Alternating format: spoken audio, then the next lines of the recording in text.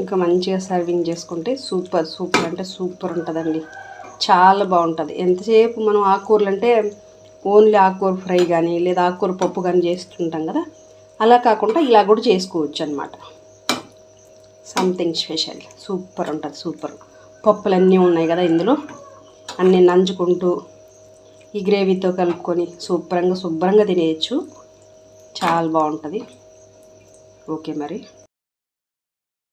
కూర tomato gravy ఇలా అయితే ఉందండి. చాలా బాగుంటుంది. చాలా అంటే ఆకుకూర రొటీన్గా ఒకేలా కాకుండా ఇలా కూడా ట్రై చేయొచ్చని నేను చేసేది మీతో షేర్ చేసుకున్నాను. మీ అందరికీ ఎలా అనిపించింది అనే విషయాన్ని నాతో కామెంట్ సెక్షన్లో కామెంట్ చేసి షేర్ చేయండి.